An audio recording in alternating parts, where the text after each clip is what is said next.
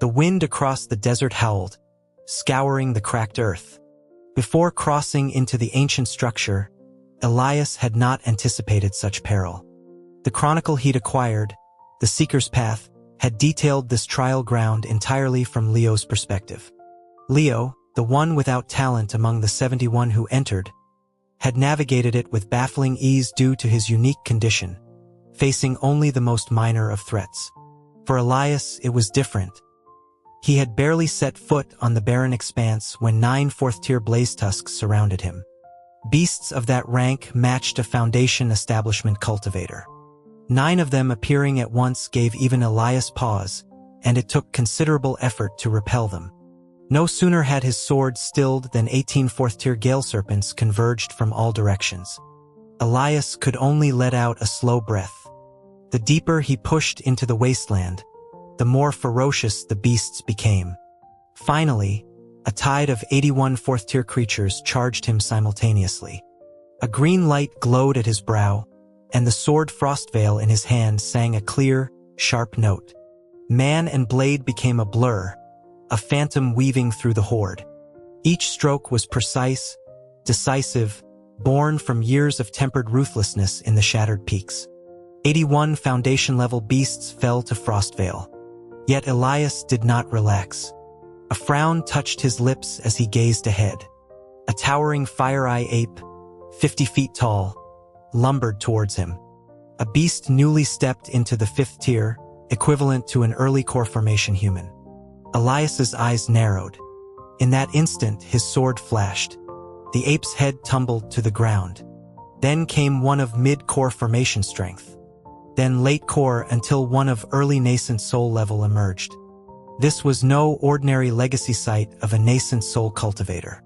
This Grandmaster of the North Star was anything but simple. His dark green robes whipped in the turbulent air. Sweat beaded on Elias's forehead, but facing a beast a full major realm above him, he felt no fear. He advanced, sword held ready. Fingers pale as alabaster formed a series of intricate seals. Within moments, his hands were a blur, and Frostveil erupted with radiant light. Against all logic, dark clouds gathered above the wasteland, breaching the site's dimensional barriers. The heavy clouds churned. A breeze stirred the dust, then became a gale, howling across the plain, lifting Elias's hair and robes. Simultaneously, the oppressive clouds hung low, stifling the air. The 6th-tier fire-eye ape roared in fury, pounding its chest before charging. At that moment, Frostveil blazed with green light. Thunder boomed across the sky. A thick bolt of lightning crashed down. Elias met it, his sword guiding the raw power into the ape's chest. The beast screamed in agony.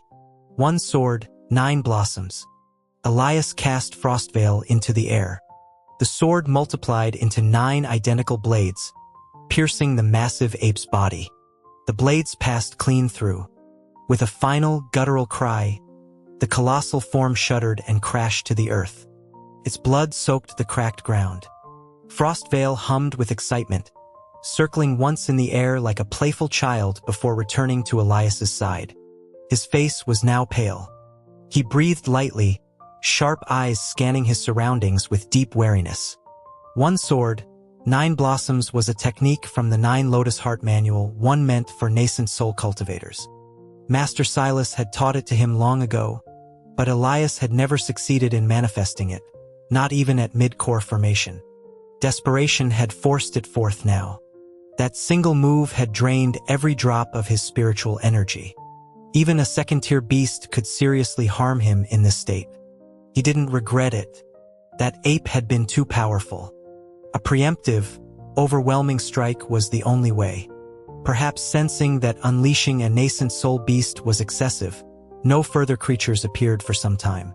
Restoring a sliver of energy, Elias quickly retrieved a jade vial from his spatial ring. The pills inside, crafted by his junior sister Amelia, were 3rd-grade spirit-gathering pills, storing vast reserves of energy. He swallowed 5. Finally, he felt about 70% restored. Soon, he pressed on, Frostveil in hand. He encountered no more monstrous nascent soul beasts, but several late core formation creatures barred his path. Their numbers grew, forcing Elias to summon his azure canopy, a defensive artifact shaped like an umbrella. One hand held the canopy aloft, the other wielded Frostveil. The beasts could not breach the shield's radius, while the cultivator in green within cut them down, each flash of his sword claiming a life. He moved with purpose, speed his ally. He was searching for Leo. The Seeker's Path mentioned that within this wasteland, his junior sister Amelia had been teleported to the same location as Leo. Being from the same sect, and though not a saint, she felt obligated to guide the novice disciple. So they traveled together. Leo offered no help, but Amelia led him safely through the wastes. Just as they were about to exit, she confronted a 6th-tier Mirage Fox. Having just experienced the sheer difficulty of facing such a beast, Elias knew how treacherous they were, especially one skilled in illusion. Amelia exhausted her resources to gravely wound the fox and escape with Leo. She never knew that before fleeing, the fox had sprayed them with a purplish mist. The mist lay dormant within their bones, only erupting at the final trial of the celestial pivot, triggering a potent aphrodisiac toxin and leading to events. Elias's plan was straightforward. Logically, only he and Leo should be in this expanse. Though weak, Leo faced simplified trials and thus moved quickly. Elias had pushed himself to the limit to catch up. His goal: find Leo in this wasteland and end him. In the chaos of a legacy site, a disciple killed by a beast before he could shatter his escape jade was tragically plausible. Leo was nobody of consequence. Only a spirit-severing paragon could reverse time to investigate, and even then at immense cost. No one would ever learn the truth. This endless desert would be his grave. The coldly handsome cultivator in green streaked across the plain. The azure canopy deflected all assaults, allowing him to move unhindered through the beast packs. Finally, in a shallow basin, he spotted his target.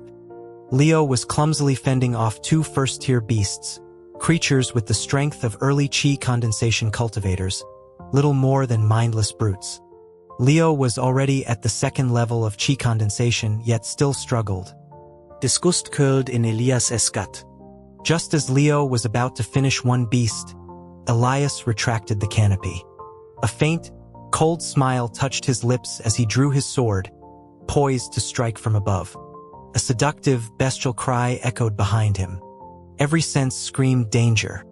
He threw himself to the right. A deep furrow appeared where he'd just been. He snapped the azure canopy open. Yet waves of psychic force pierced the defensive barrier, forcing him into constant evasion. He flew back nearly a mile before daring to retract the canopy.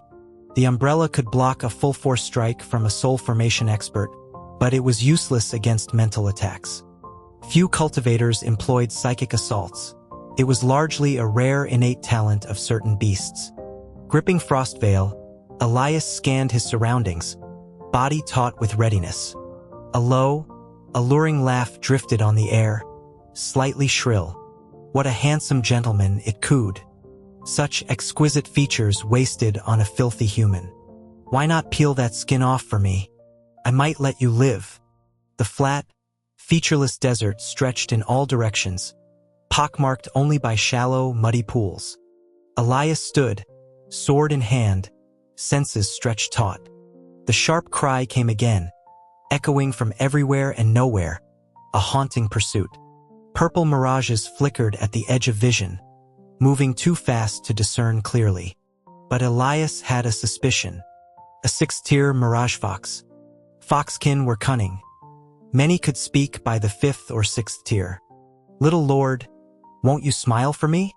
The voice was a silken caress. You still hold that sword.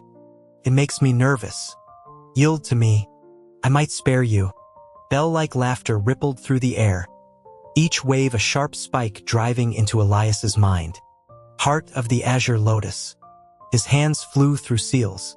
Frostveil rose, splitting into 4 identical swords that encircled him, forming a shimmering green barrier. The fox's psychic assaults slammed against it. The barrier shook violently with the first impact, wobbling perilously by the second. Elias's eyes hardened. He retrieved the spirit-gathering pills, swallowing 10 at once. Spiritual energy surged within him, bolstering the fading light. All the while, he searched for his opponent's true location. "If you refuse me, Lord, my heart will break." The purple haze coalesced before him, resolving into a fox the height of a man. A large, luxuriant purple tail swished behind it. It had not yet achieved human form, but its eyes held a predatory, seductive intelligence.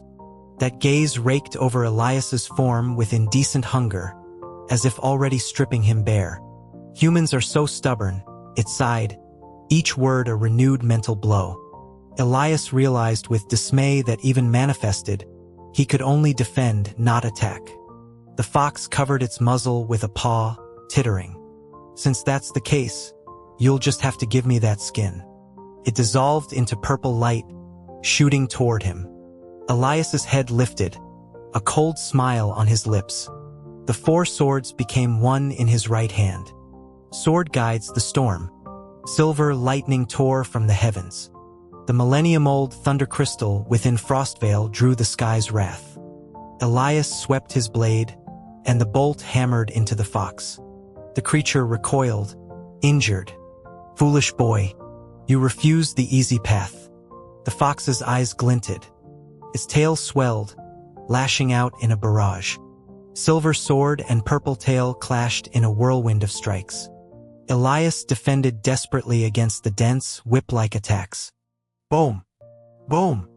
Boom! The fox seemed less adept at direct energy combat. Though of nascent soul rank, its true power was on par with Elias's.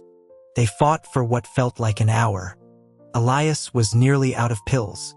As he swallowed the last one, the fox's tail tip stabbed straight for his heart. A golden sword light flared from behind Elias. The tail was sheared in two. The fox shrieked in pain. Before it could react, another golden flash bisected its body. A milky white core rolled from the wreckage. Elias froze, disbelief rooting him in place. A calm, familiar voice spoke from behind him. "Elias." Slowly, Elias turned. There he stood, in robes of pristine white, untouched by the desolation. An 8-petaled golden lotus gleamed on his brow. His gaze was cool as he looked upon his disciple, then slowly extended a hand, a rare urgency in his tone. "Elias, I almost arrived too late." Without thought, Elias placed his hand in that offered one. The cool temperature was exactly as he remembered. "Master," Elias whispered. Silas regarded his disciple, a faint, almost imperceptible smile touching his lips. "It is well that you are safe. That fox was of the nascent soul stage. You are far below it. Had I been any later..." He paused, then gently pulled Elias into an embrace. The scent of lotus and cold mountain air filled Elias's senses. He stood rigid, then slowly returned the embrace, drinking in the familiar presence. A low murmur sounded by his ear.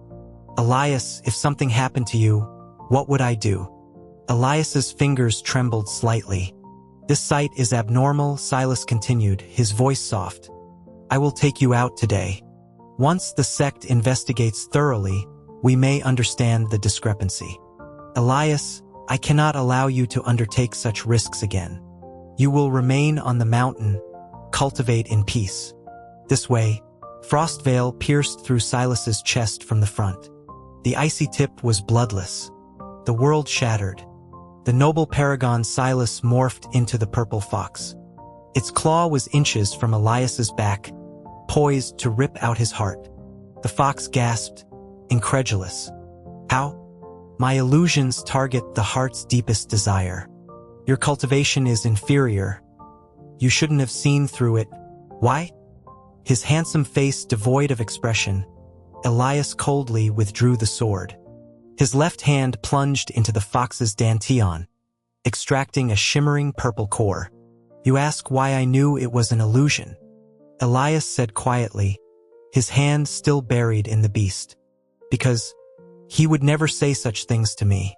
Even if I died, he would remain unmoved atop his solitary peak. He pulled the purple core free. With its last breath, the fox spat a cloud of purple mist. Elias raised Frostveil, its lightning aura dispelling the toxin. My junior sister fell for that once. I will not. He looked at the dying creature. Since you delivered yourself, use your life to atone for what you did to her. With a final twitch of resentment, the fox fell still. His pelt and body were valuable materials. Elias stored the corpse in his ring. He examined the purple core. It pulsed with a venomous, seductive energy that felt wrong. But he stored it as well. If you hadn't grown impatient, if you had persisted but a moment longer, I would have fallen. He glanced at the bloodstain, then turned without a shred of sentiment, sword in hand. Exhausted from the life and death struggle, he was still more than a match for a mere second-level chi condensation disciple. When he returned to the basin, Leo was sitting on a rock, panting heavily. He'd just finished off the two beasts, unaware of Elias's presence. Without hesitation, Elias sent a streak of green swordlight down, aimed straight for Leo's head. The aura of a core formation expert was undetectable to Leo. He remained on the rock, oblivious to the death descending from the sky. Yet, as the sword was about to strike, Leo shifted slightly. Frostveil pierced through Leo's left shoulder and arm, nearly severing the limb. Elias's eyes narrowed. He understood. The heavenly Tao. A furious cry made Leo turn. Seeing Elias, he stumbled back in shock, scrambling away, his terrible pain momentarily forgotten. What are you doing? You want to kill me? Elias didn't answer. Frostveil returned to his hand as a streak of light. His handsome face was cold as winter, his gaze upon Leo that of one observing a corpse. Finally, Leo seemed to grasp it. You want to kill me? You want to take my place? He babbled, tears and snot mixing on his face. I'm the protagonist. If you put down the sword and join me, I swear I'll take you with me to Ascension. I won't kill you later. I promise. Please. Elias ignored him. A swordlight shot for Leo's heart. Leo fled, but was no match for Frostveil's speed. As the tip pierced his robes, Elias didn't relent. He pointed two fingers, releasing 3 more streams of sword energy, sealing Leo's other escape routes. The tip pricked skin. Elias waited for the final moment, until a deafening roar of white light filled the world. When Elias's vision cleared, Leo was gone from the desert. Elias stared at the empty space. After a long moment, he clenched his fist, recalling Frostveil, and thrust a furious finger at the sky. Heavenly Tao. The next instant, white light enveloped him, and the desert vanished. Absolute darkness. Elias's face was a storm cloud, Frostveil gripped tightly. He could see nothing. He had been teleported to the 6th trial, the heavenly mystery. The Seeker's Path said this was the easiest trial. One simply had to wait. In the endless void, a rasping, confused voice echoed, repeating the same phrase over and over. Man or beast? Man or beast? The ancient voice held a profound loneliness, reverberating through the emptiness. Elias remained silent, expression guarded, until the voice stopped very close to him and stated flatly, "You are a man." Elias immediately slashed with his sword, cutting only air. Yes, he thought grimly. Leo was a man, so he passed to the 7th trial. The voice drifted closer. Man or beast? It seemed to halt right before him. A moment of silence. Then it shrieked, sudden and sharp. You are a beast. The words were a trigger. A vast, overwhelming wave of spiritual energy assaulted Elias. Reacting on instinct, he summoned the azure canopy. The powerful strike actually snapped one of the umbrella's ribs. Alarm bells rang in his mind. He drew his sword, ready to fight. In the sightless gloom, Elias closed his eyes, listening intently, parrying invisible blows. Attacks hammered the canopy, while his own strikes met empty air. Boom! Boom! Boom! The assaults, though not as devastating as the first, were relentless. Another rib cracked. Elias felt no particular attachment to the artifact, but he knew this was unsustainable. This power was at least late nascent soul, perhaps even peak. His mind raced even as he fought. He refused to believe he was a beast. Since ancient times, man and beast were opposed.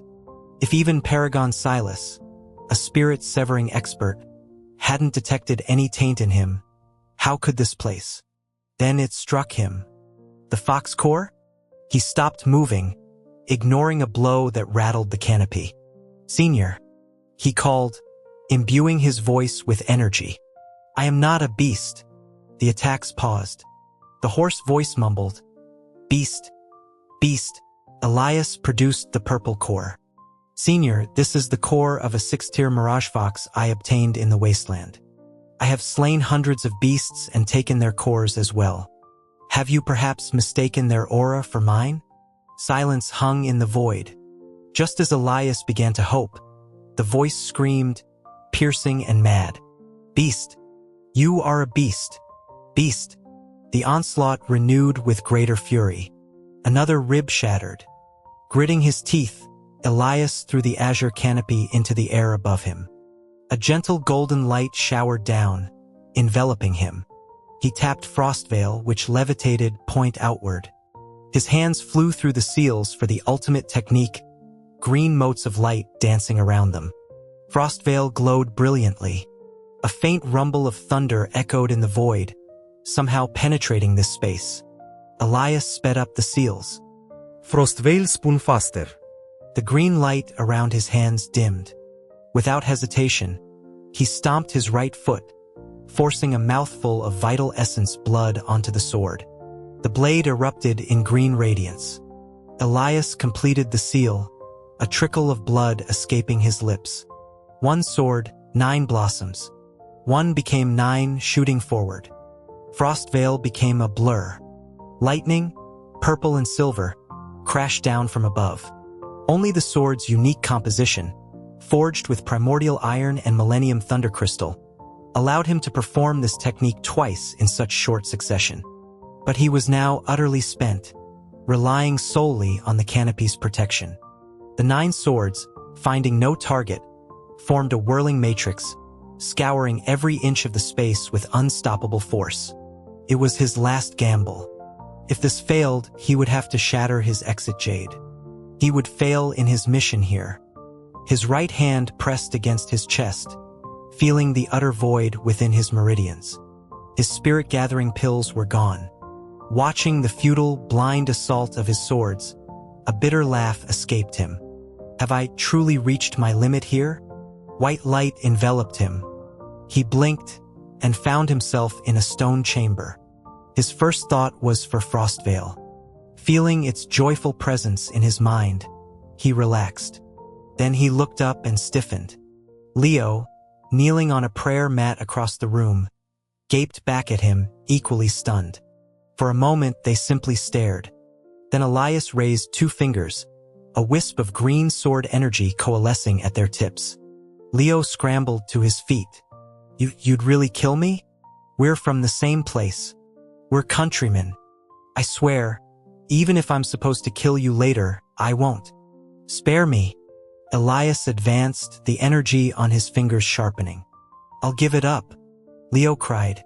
I'll give you the protagonist role. You know, the 7th trial is the reward. I don't want the inheritance, the treasures, any of it. It's all yours. I'll be your subordinate. Everything I get is yours. Elias was before him now. A cold smile played on his lips as he looked down at this wretched, pleading face. It superimposed with a memory. This same face, haughty and contemptuous, looking down on him from a cliff called Heartbreak Ridge. Senior brother Elias, that memory Leo had said. I'll call you that one last time. You have fallen to demonic paths, slain 2nd brother and 6th brother. You defy the heavenly Tao, commit ultimate treason. If you end yourself here, for the sake of past fellowship, I may plead with the allied sects to leave your corpse whole. The arrogance of that moment contrasted sharply with the sniveling coward before him now. Elias felt only revulsion. He had no time to waste. The cold energy at his fingertips lifted, aimed at Leo's heart. Leo's face was sheet white. This time, Elias kept the azure canopy active around him, blocking all external interference. He looked upon Leo with detached finality and began to thrust. A tinkling, feminine laugh echoed directly in his mind. Hee, so humans slaughter each other too? How wicked, little lord. I like it. Why not truly give yourself to me? Agony, sharp and deep, lanced through Elias's consciousness. Ah! He clutched his head, collapsing. Leo seized the chance to scramble to a corner. The purple core flew out of Elias's spatial ring of its own accord. A purplish mist billowed forth, engulfing the cultivator in green. Leo watched, dumbfounded. He could not know the torment happening within. In Elias's sea of consciousness, Frostvale hummed in distress. A white glow, Elias's own spiritual will, battled the invasive purple miasma. Elias writhed on the floor, dust staining his robes, hair in disarray. One eye remained clear, the other was filmed over with a sinister purple. Little lord, don't struggle. You're exhausted. Just surrender. Never. So stubborn, the fox's lingering consciousness purred. Time lost meaning. Leo cowered, listening to the choked cries and sobs from within the mist.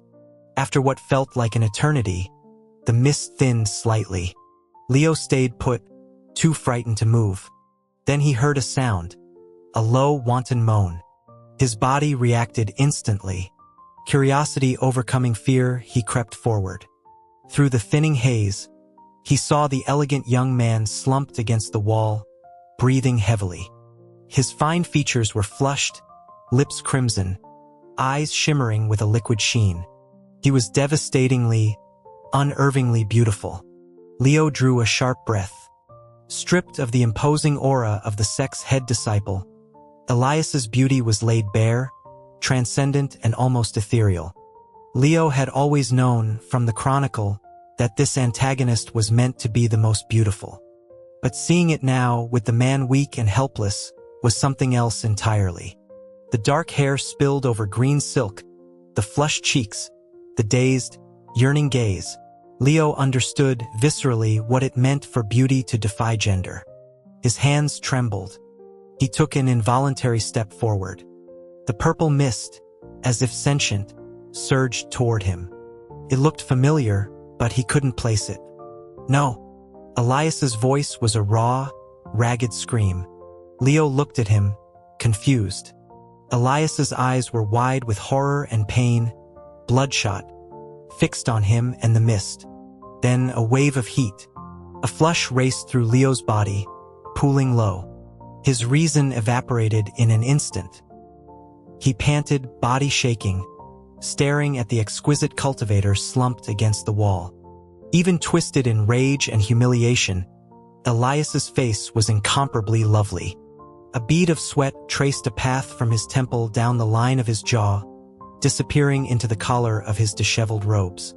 Leo swallowed hard, voice thick. So, beautiful. With a surge of will, Elias flicked his fingers. A wisp of sword energy shot out. It missed its mark by a hair, grazing Leo's cheek before dissipating against the wall. The heavenly Tao. Trembling, Elias fought the overwhelming tide of desire coursing through him. He desperately wanted to grab his exit jade. The fox, in its dying moments, had tried to seize his body. In that psychic war, Elias had destroyed its consciousness at great cost, but the aphrodisiac toxin within the core had invaded him. He never imagined the fox would, in its final rage, direct the residual mist toward Leo in the same chamber. Its last thought echoed in his memory. Filthy human, you will know what it is to be beneath a man. That last flick of sword energy had been his final effort. His spiritual energy was completely spent. It would take at least half an hour to recover even a sliver. The only strength he had now came from the maddening toxin. If the mist's poison had overwhelmed his core formation junior sister, the toxin from the very core could ensnare a soul formation expert. Desire was a fire consuming him from within. His body screamed for touch, but a shred of sanity remained, forcing him to watch as Leo approached, fumbled with his sash, let his gaze wander over his form, and leaned down. "Leo," Elias gasped, each word costing him, blood flecking his lips. "I will kill you. In this life. I swear it." Leo heard nothing. His hungry eyes drank in the sight, finally settling on the vivid red cinnabart up between Elias's brows. It burned like a live coal. Hypnotized, he bent lower, aiming for those parted, swollen lips. Humiliation and fury warred on Elias's face. He felt Leo's foul breath, refused to close his eyes. He would remember this. He would remember this defilement and repay it tenfold. Their lips were an inch apart. A golden light exploded in the chamber. Thud. Leo was hurled against the wall. A voice, cold as glacial ice yet vibrating with a terror so profound it was palpable, rang out like a divine edict. "Take one more step and I will rend you to pieces. I swear it."